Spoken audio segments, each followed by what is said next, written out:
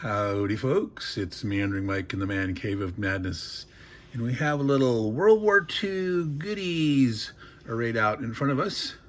Today we are going to do an unboxing of Werwolf. This is a insurgency style game, a coin game, but not officially part of the coin series. It is a coin-like game designed similar to the coin system, but not an exact copy, and it's not published by GMT Games, so it's not officially a coin game. But the same way there are States of Siege games by various publishers, this is, for all intents and purposes, a coin game. This is by designer Clint Warren-Davey and his co-designer, and I'm not sure how to pronounce the last name correctly, but I'm going to say Benjamin Fiene. I'm gonna go with Fiene. I'm trying to find out what is the correct way to pronounce that. So let me get the shrink off first. The shrink is off. Let's take a look at the back of the box. I take the shrink off to get rid of the glare. Now, quick stop here. This is occupied Germany, 1945 to 1948. Obviously, this did not happen. This is a alternate history game, but based on some things that happened or factors from real history that could have happened. So let's see this back here. All right, so I'm going to start looking right here when I zoom in.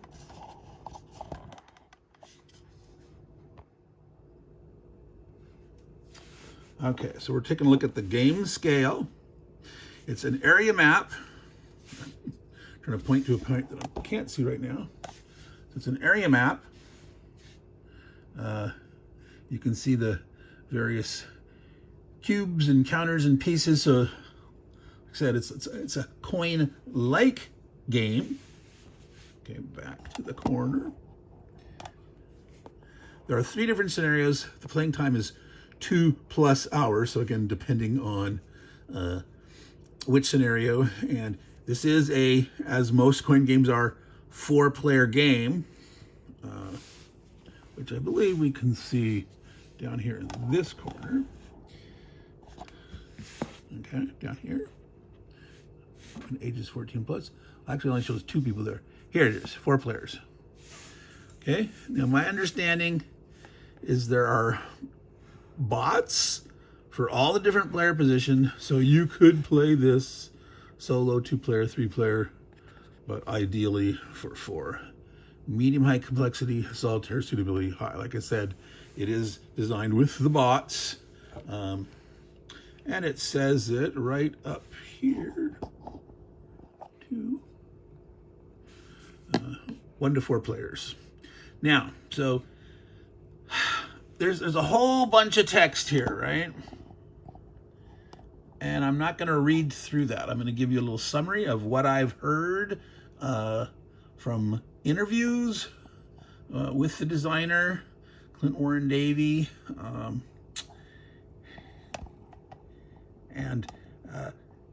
So again, it is, I don't think where I want to put the graphic. You can maybe read along part of that, but I'm trying to show the map. There were plans to have a fall of Germany counter-insurgency called the Werwolf. Werwolf is in German. That never actually happened. It didn't get a lot of support, sort of resource-wise, monetarily, by again, because of YouTube policy on this, I'm not going to say the Nazi dude's name, etc. But those naughty dudes from Germany in World War II had some plans to like escape up to the mountains or get people in the general populace to fight back. And while that was a real danger, and both the Western Allies and the Soviets had a great fear of this thing happening, this insurgency, it didn't happen historically. Things were sort of so bad, post-war-wise in terms of conditions that there just wasn't really a fight left in the German people. But that was a real possibility, and this game does a little, what if, the Nazi dude and his crew hadn't invested so much money in near end of the war wonder weapons of Wunderwaffens. What if they had actually funded this insurgency? Now, I've already mentioned like the werewolves and the Soviets and the Western Allies. What is the fourth faction in this game? And that's this flower here, Edelweiss, which is the mountain flower. Now, Edelweiss has been used for a number of different terms. There's Operation Edelweiss in the Caucasus Mountains. There's different groups have had Edelweiss. This is based on the Edelweiss Pirates. In German, that would be the Edelweiss Piraten. They were a youth group that were anti-Nazi. They were against establishment German authoritarian. They were sort of a anarchist-based group, roughly. And those, there's a real movement that was there. There's a movie out on the Edelweiss Pirates. So this Edelweiss group here is, I'm going to put this down here just so you can see this. Okay, here's showing the different insurgent pieces, game markers, occupier pieces, and again, so the occupiers are the Soviets and the Allies. The Werwolf are obviously insurgents against those occupiers, but the Edelweiss is taking, what if the anti-Nazi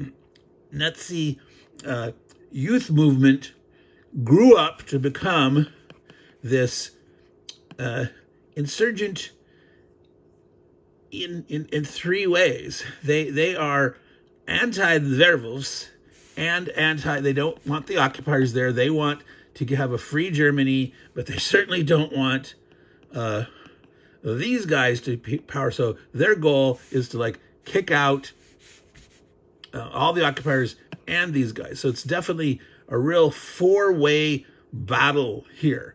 Okay, so this is the setting for this post-World War II, 1945 to 1948 coin game. It's not an official coin series game, but again, it is, for all intents and purposes, a coin game.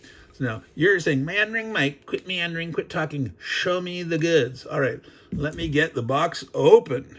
All right, we have the box open. Now I'm excited. I think I forgot to mention, this is from Legion Wargames. All right, so like I said, it's not a GMT game, so it's not officially part of the coin series, but the publisher is Legion Wargames. Now, this actually sat on the Legion Wargames CPO system for a number of years.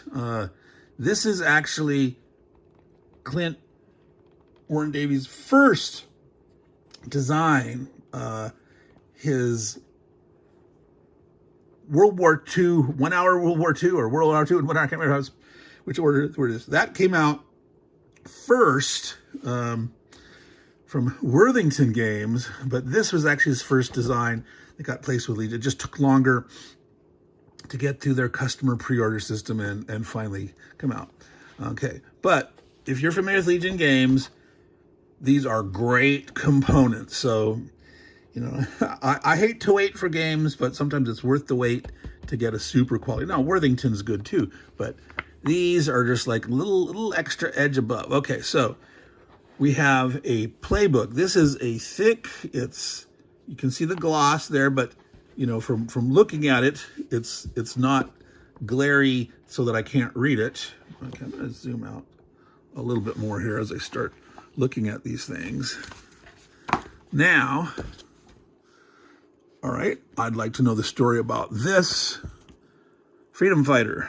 You can see that text there without the glare on it. All right. So 62 pages there. So 64-page rule book, including the two covers. Well, very short table of contents here. Start here. The 4 faction overviews, design notes, and event card historical background. So that's always nice. So that's the playbook, actually. That's not the rulebook. This is the playbook. Here is the rulebook. Rules of play. Game for 1 to 4 players. Again, this feels about half the size. So I'm going to guess this is 32, but let's check. No, it is 36. That's interesting. 36. Now, usually when they make these, they usually do them in multiples of 8. So this particularly, however they have, they can do just multiples of 4 easy enough, and they didn't have to make this, 32 or 40. They was able to do a 32. I don't know if some of you know that, but yeah, that's a bindery thing that often 8 multiples of 8 is what they want to go for. So they're talking a little bit here about the back. What does victory mean for the different groups? So that's setting your context. What it's like a mission statement for the faction in the coin game. All right. That I would have expected to be in the playbook. So much more detailed table of contents here, obviously, because this is the rules as opposed to the playbook. All right. Now,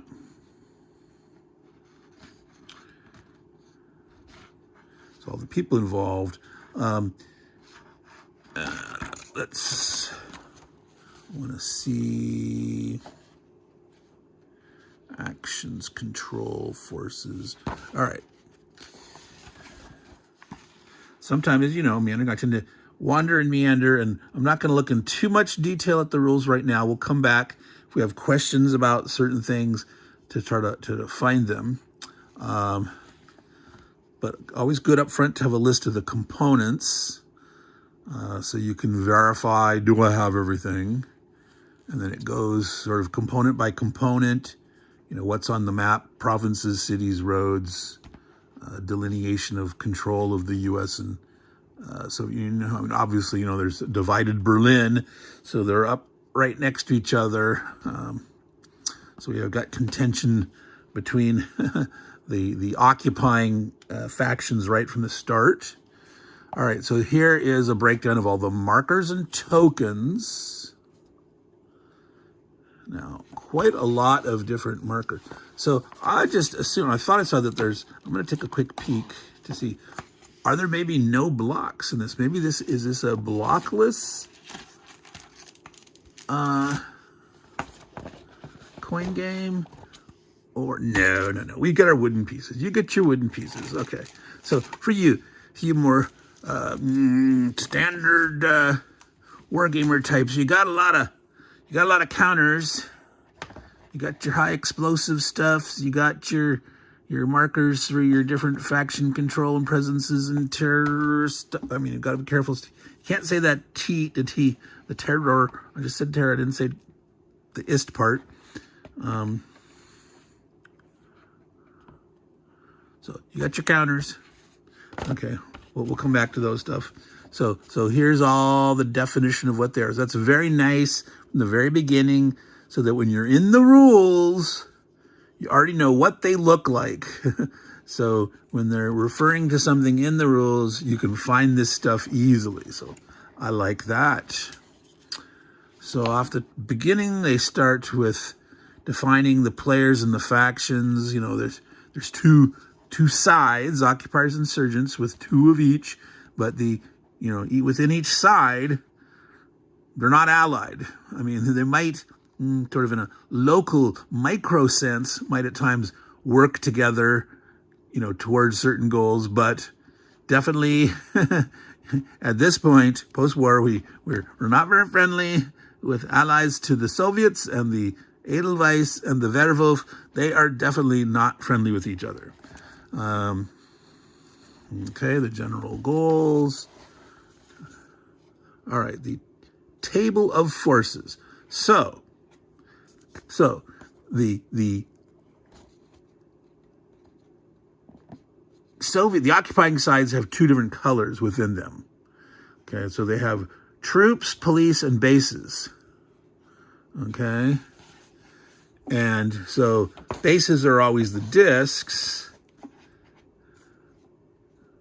and then the hexagonal cylinder, I'm going to call it, the long hexagons, the hexagonal cylinders, depending if they're lying low, flat, they're underground, or if they're active, they're up tall, or they're doing stuff. So they're exposed to potential,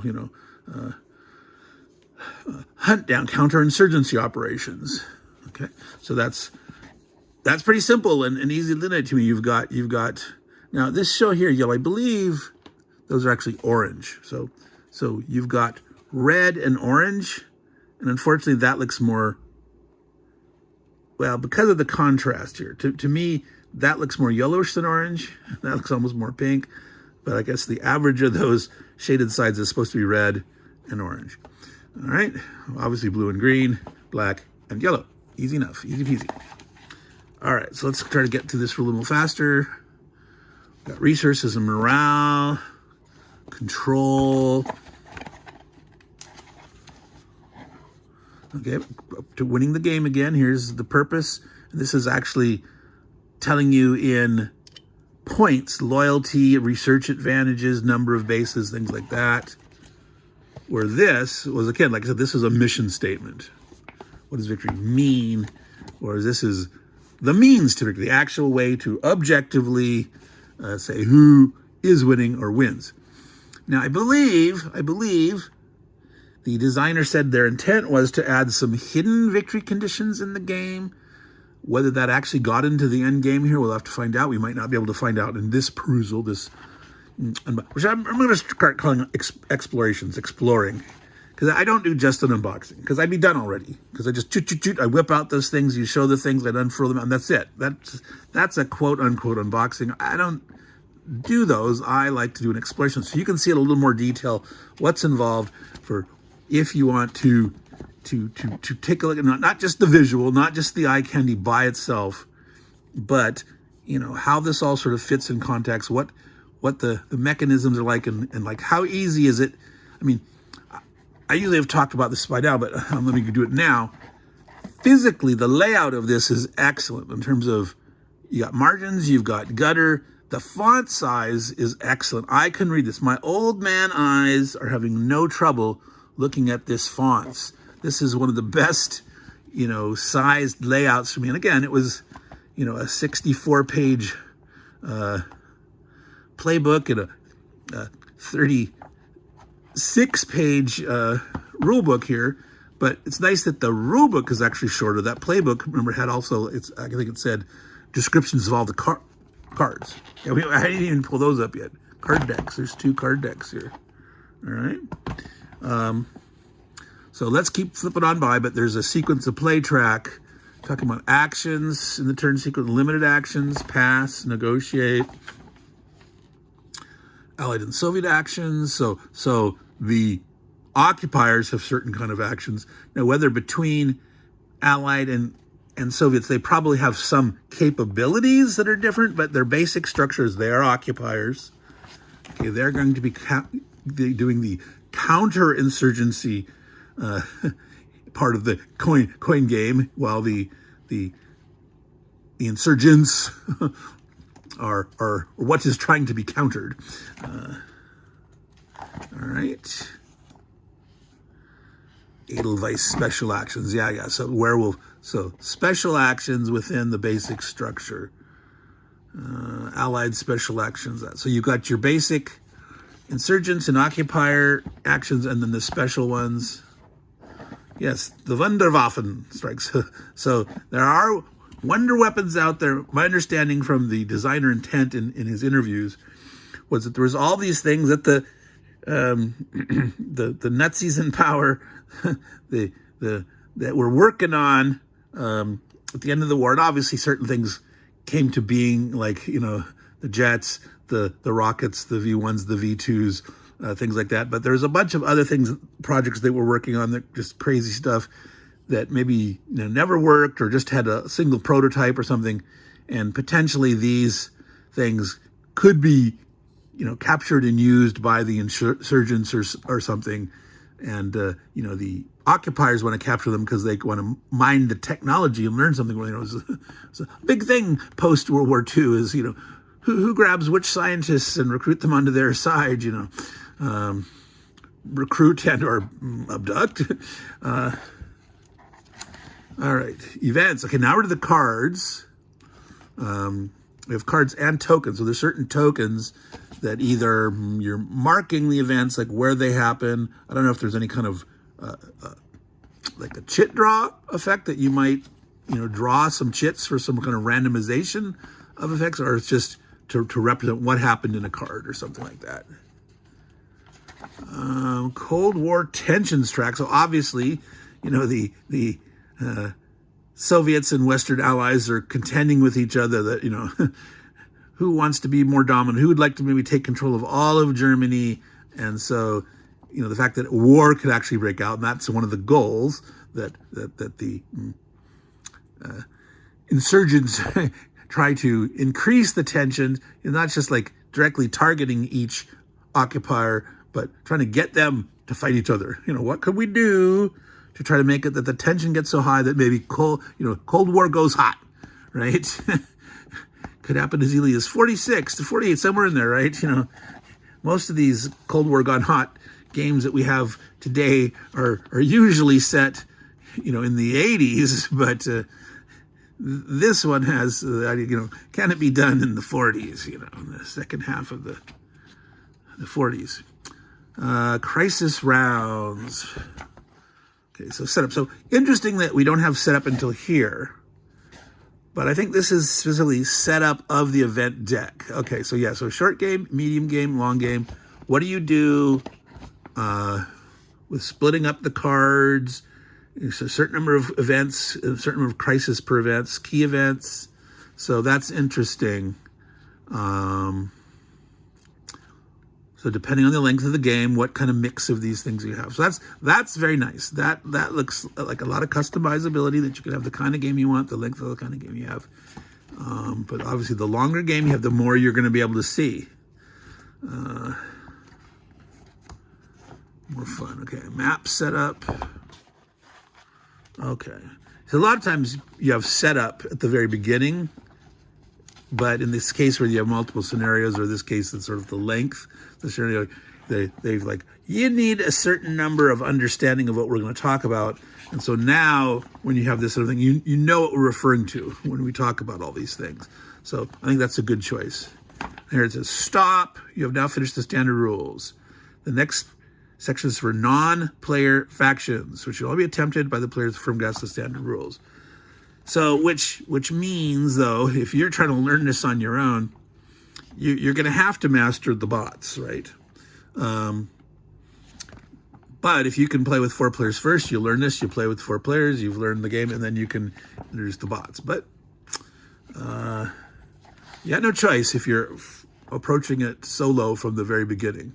All right, so a bunch of text about the non-player for each side playing them, and that's that. Now I guess that was about 8 pages there. So I was gonna say putting the bot stuff in a separate game book would have made more sense to me, except that's small enough, and so this 36-page rule book has like 8 pages or more on the bots, so it's really even shorter. So that's not a bad thing. Not to be intimidated. This sounds like a pretty, actually kind of approachable coin game. Remember, again, it's not the coin series trademark. It's a coin game. It is counter-insurgency, multiple factions. So yeah, we'll leave it at that. All right, so we've got our cards here, which I'm going to open up, but I'll do that off camera for a second. Let me just show you the rest of the goodies. Baggies. Nice. So there's our insurgents. And here's all our occupiers. See? Orange. And those go together. I mean, you can easily tell apart the orange from the red, but they blend together naturally. The blue and the green. That's kind of odd for me. because I'm used to thinking green for American Army and the blue for police, blue police uniforms. So I would have, in my thought, in my American experience, would have gone green for Army and blue for police.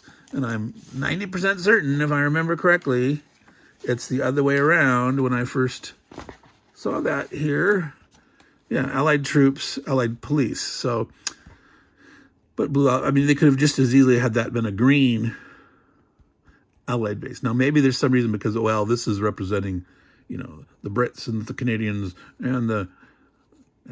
did the Canadians have a post-war occupying force? I don't know, but the Brits certainly did, and the Americans, of course. But anyway, so it is what it is. So that is a minor nitpick. That's just, I'm commenting on meandering, and absolutely no fault for that. I'm not gonna, you know, that's minor. Just in my mind, I would have thought green for Army, blue for police, but hey, I don't care. That's fine. And there are the bases. Okay. And so your typical insert that most people get rid of, I don't unless I have an overwhelming need to, and that need would be to put a counter sheet in there, a counter tray, and with this mounted map, there might be, depending on your kind of counter tray you have, you might have enough room to leave the insert, have a tray. Oh, I have half-sized Aegis game trays that would fit in here this way. There's not that many counters. So that's what I might do. Leave this in here for the cards. And the wooden pieces will get that Aegis tray in here and the other pieces. So I will try that later. I might do another video here once I get this out into the table and show you my storage solution. But not right now. So what I'm going to do at this point, I'm going to go off camera. I'm going to open up the cards. I'm going to unfurl the map, and I'll be back. All right, so I lied a little bit. I didn't open the map yet because there's this whole stack of player aids. So we're going to take a look at the cards and the player aids, and then we'll take a look at the map. Now, card-wise, there are 2 decks here, and oddly enough, each deck, the aids are numbered on the bottom. There are 51 card decks. Now, it's actually a whole 102 cards total. A normal deck of cards is 52 cards. There's usually a joker, and often either a second joker or some kind of title branded card or something, depending on the card brand. So usually card deck manufacturers make 54 card decks, and this is 51. So I don't know if, you know, whatever manufacturer they were using for these, if, you know, they didn't have a problem doing the odd size, and they did exactly their 102 cards, 51 each. So they both have the same backs. They're numbered. The factions are on the top, like coin, and this is an order. So that varies card to card. Now, I don't remember what the large size means. Normally they're all, I'm gonna zoom in a little better while we're looking at cards. Okay, so normally they're all the same size, but occasionally there's a faction that's bigger, and I do not remember exactly what the implication of that is. Yeah, I just don't. I haven't delved into much coin, in that I have not had a chance to play with a group with other people in ages, not at all since the pandemic, and so yeah, I would love to have the opportunity to do more, multiplayer thing, but I've been mostly doing solo stuff, so my coin exposure has been very small. But they've got the top and bottom part,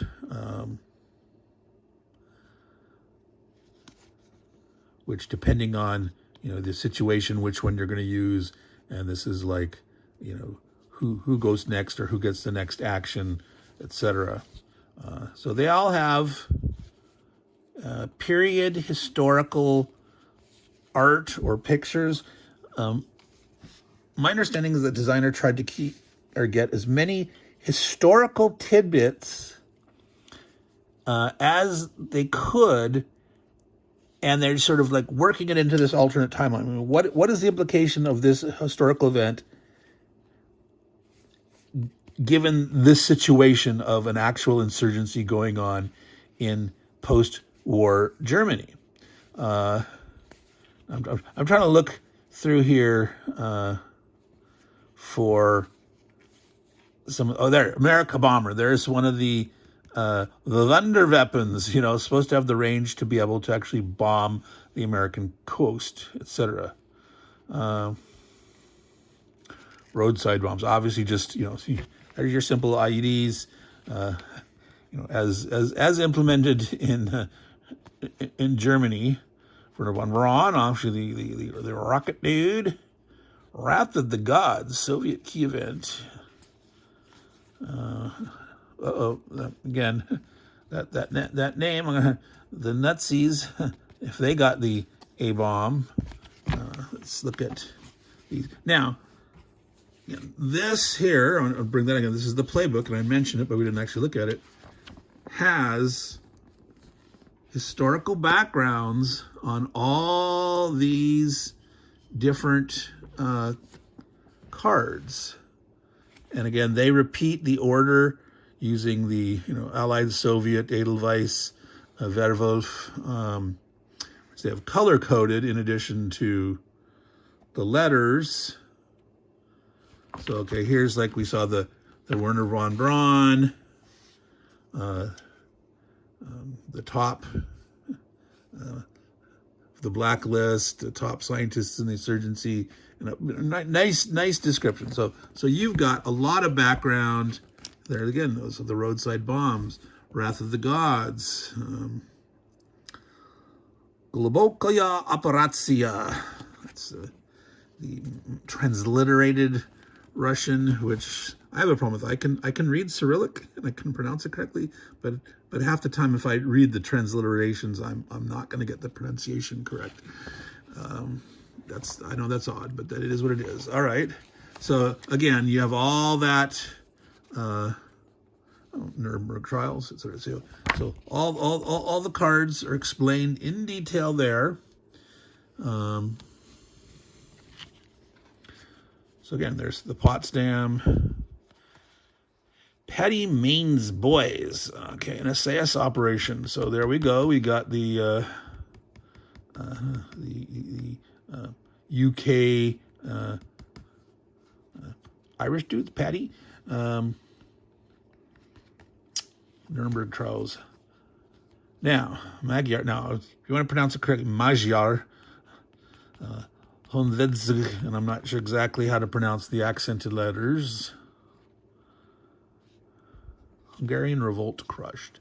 Now, so this is like, there was a 1956 Hungarian revolt. I don't know if there was a smaller revolt, or is this like, could something like that happen earlier, or was there some kind of earlier Hungarian resistance to Soviet control? That's something I do not know. That'd be interesting. Obviously, we'd go look it up in that. I'm not going to look it up now in the playbook, but that's for me to do later and for you to do whenever you want to. All right. Golden Age of film. Interesting. So I'm trying to find some more of those wonder weapons here, because those are obviously the fun stuff, right? Odessa, him. Ooh, no, not dudes. Here's an interesting one. Nachtjäger Vampire. So Night Hunter Vampire. So this is a like a night vision scope for use with obviously some kind of insurgency ambush action. Radio Werwolf. So this was an actual thing that at the very end, Goebbels got on and was trying to convince any soldiers that hadn't surrendered yet and the population to rise up and attack the occupiers.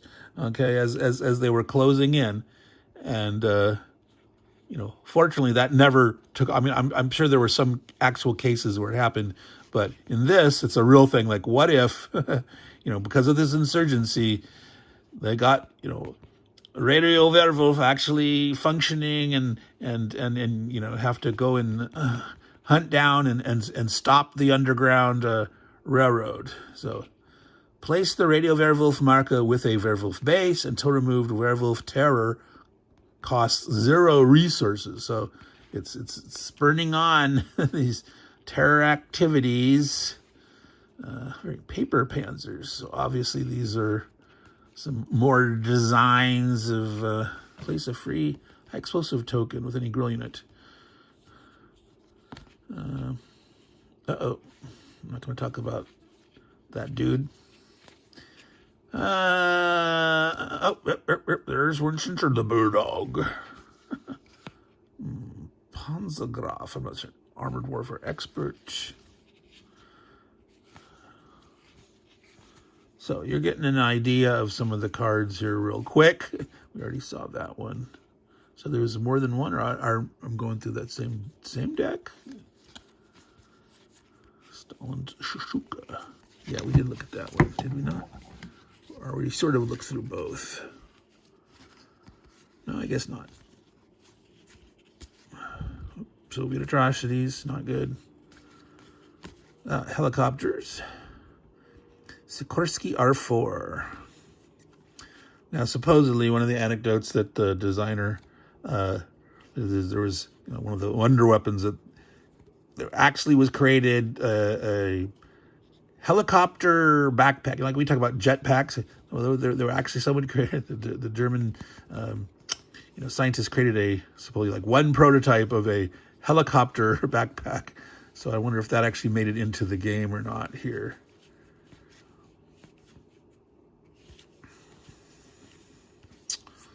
All right. Now, they're there. They're the Edelweiss Pirates, the youth group. So again, this was the sort of the foundation of the idea, because this was early on sort of combating the Hitler, naughty dude. We're in the middle of hopefully that's not going to get us a ding. So the historical group was actually, like teenagers, basically opposed to the Hitler Youth. Gulags. All right. I don't know. I have to try to see if I can find the helicopter. Okay, crisis cards. No, so the helicopter didn't actually make it in here. The helicopter. Who wouldn't want a helicopter backpack? It sounds actually more likely something like a Inspector Gadget kind of thing than a jetpack. But so anyway, there were the cards, folks. I meandered through those. You got to see most of them, albeit really fast. You could obviously have paused on any of those if you wanted to take a little closer look. I mean, obviously we're not going through the whole entire thing, but that's the kind of cards. Lots of flavor, lots of historicity in there, and obviously, applying it in a way this is all again alternative, hypothetical. There was no insurgency on this scale at all, but what if, and so let's take a look here at these. I think I'll zoom out some more to take a quick look, and if we want to actually read any part of these. So, turn order, kind of an event. Is this double sided? Nope. Crisis round, so it's sort of a random event. Now, this is interesting. End of turn is here, but then they're talking. Okay, so crisis rounds. That's in the different phases of the game. A crisis can happen at a certain point. So this is your normal turns, and then you're gonna have a crisis at some point, and so that has a separate sequence for it. Okay, so we're gonna have a card.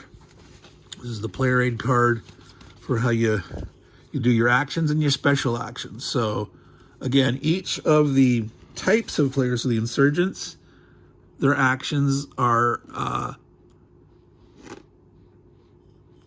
close to identical, but not. The type is like recruit, but they're called different things. So this has like extort and infiltrate, and this has capture, assassinate, and Wunderwaffen. So using, getting a hand of the wonder weapons. Marching, they can capture and assassinate and use a Wunderwaffen. Strike, well, these guys extort, infiltrate, do false flag operations and ambush. It's interesting, you can extort in both. You can also extort. Extortion everywhere for them. Capture, capture, capture. So, okay, those are all the same. Assassinate. Wunderwaffen. I know they're all Wunderwaffen strikes. Or ambush, so. They only have ambush here and here. They have ambush here and here. Okay. False flag, false flag. Right, so there's some overlap and then some different here. How each of these, how they're different in their special actions versus the types of turn with their sub-actions within each one. All right. And then the oppressors. Reinforce, search, patrol, and assault. With the allies having commando raids, airstrikes, airlift, and trials. Obviously the big one is the Nuremberg trials. But smaller level, localer trials. And then with the Soviet oppressor block, transport, bombard, interrogate, and deport. All right, so those are single-sided, so you're just looking at one side. And then up here are our bots, okay? So depending on, whoa, sorry, I just bumped the camera. Let me get that back to a stability position there. Sorry, folks. All right, so I'm gonna, unfortunately it's gonna be difficult to, I'm gonna zoom in and just look at part of it, a flowchart here. So the turn sequence with general rules, garrisoning, so like trying to keep 3 cubes plus, these guys 2 cubes plus, at each base, these are troops and police.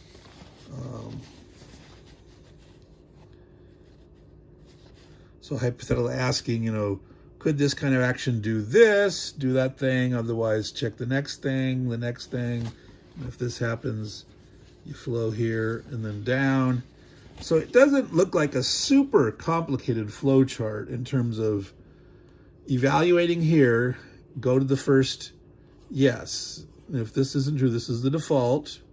So terror, can I recruit, can I march, otherwise I'm going to attack. And then once you've done all these, you pop up to here and you check for extortion, infiltration, ambush, and false flag. Just do them in this. Except for this one here down here. You can potentially go to attack, and if attack's not possible, you just do this final default thing here otherwise. So which one do you go through? Go up this way.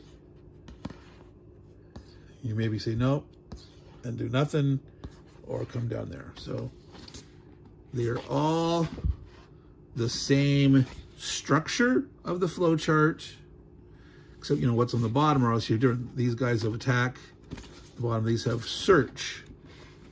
So in terms of search, this is obviously looking for underground insurgents and maybe trying to find leftover technologies from the Wunderwaffens. Don't know.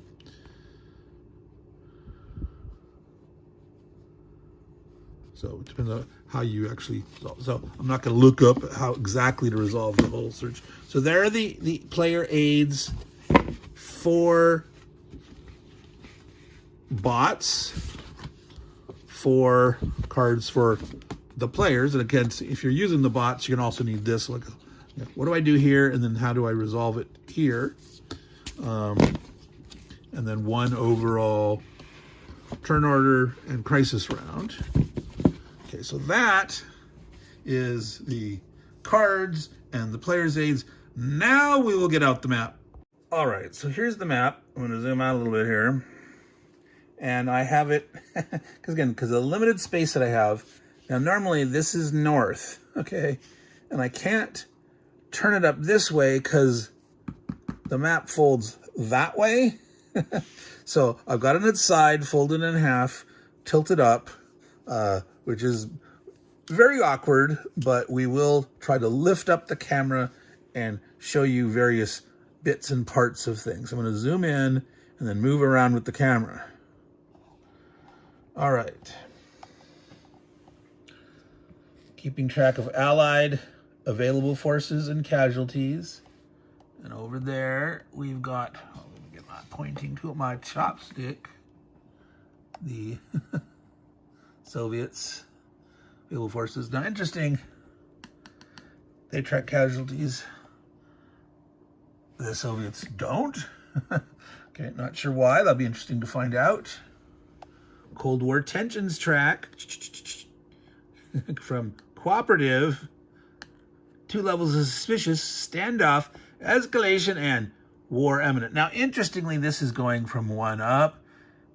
Well, whereas for, you know, the Western, particularly the U.S., we have our DEFCON, which the number goes down to like, oh, DEFCON 1 is the worst. So, interestingly enough, but that's okay. Maybe, I do not know, you know, when we started using that DEFCON thing until late in the Cold War. So I don't know if it was that direction historically this early or not. But in this case, this is low tension number, higher tensions. It's not defense condition, it's Cold War tensions. All right. A track from 0 to 70. I'm sure this is tracking various kinds of resource points and things that you utilize. There's certain marks here for the Soviets, the Werwolf, the Edelweiss, and I do not see an Allied mark on there. If you can see, no, there it is, right there. There's one at 50. Okay, so not sure if that's starting points or minimum victory points to win or something. I don't know what that is. There can be multiple things potentially tracked on this. I'm not going to look it up right now, but this track is big enough potentially to track multiple things on it. Could be turns, which I doubt they think it's a 70-turn game, but you know, you could be tracking turns, victory points, resources points, etc. Obviously, the only thing you're not is the tension. The tension's right there.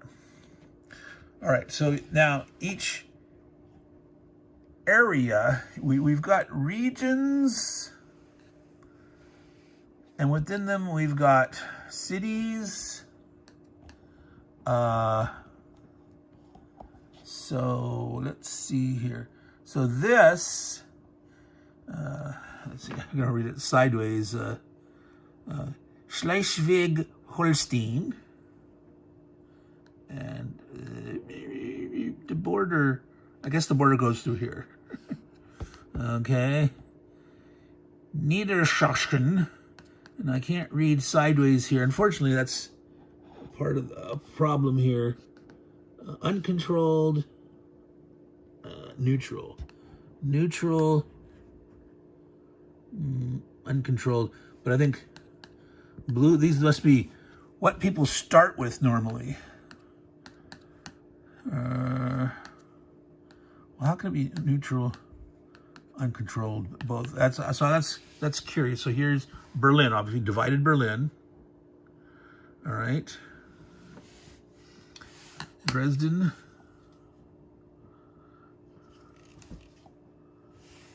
All right.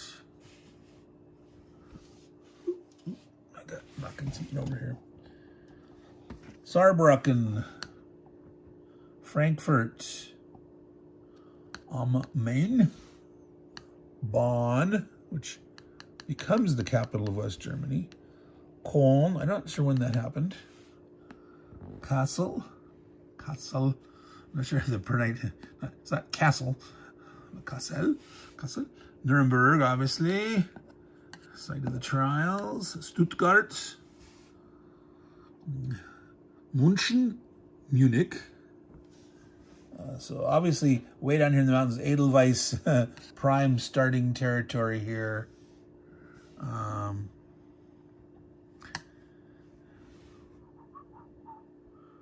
So there's definitely some gray Werewolf control. So the Edelweiss are going to be coming out of. So they don't start with control of anything, and whether they ever try to gain control or just trying to disrupt, destroy, disorganize, etc. So I hope you have in mind I mean, I can turn it this way, and then you can read it, a lot better than I can't read it.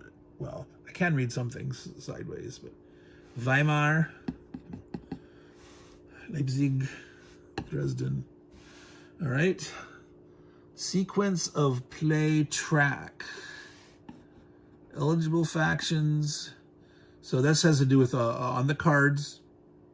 Again, who is eligible, and as they take certain actions, someone become ineligible for further actions at some point, and some consecutive. So depending on what you do, you're going to get a certain amount of action, sub-actions.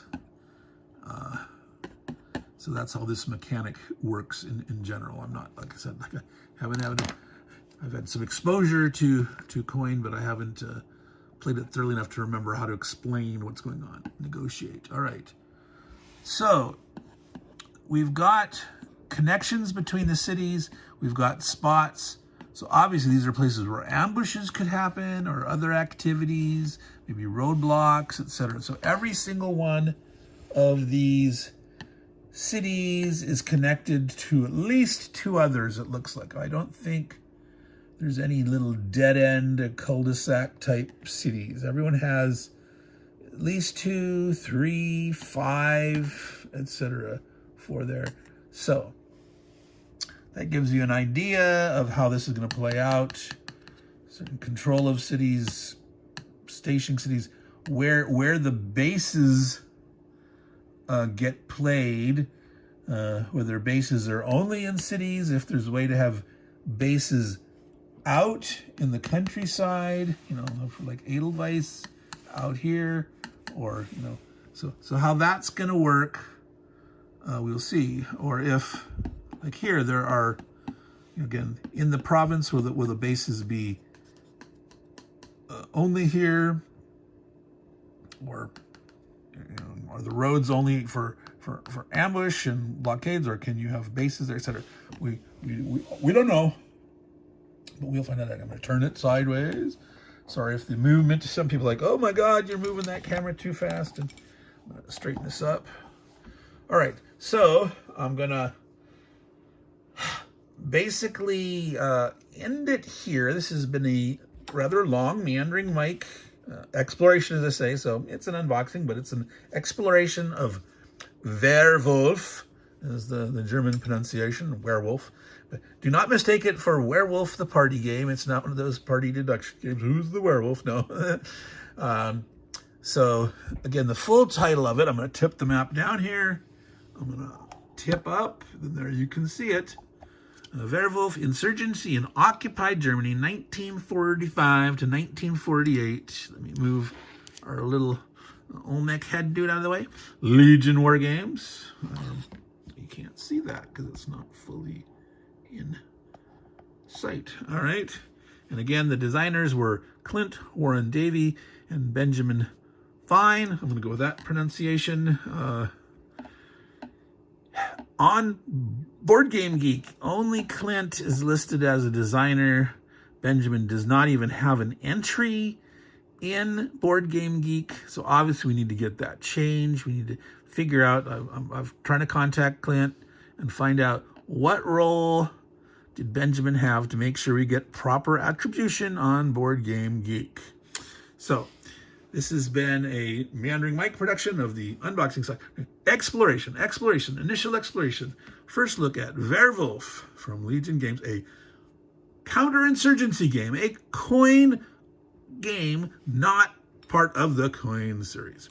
All right, folks, so I'm going to sign off now. And remember, take care of your games, and they'll take care of you. But also take care of yourself to make sure you can take care of your games. Ciao, y'all.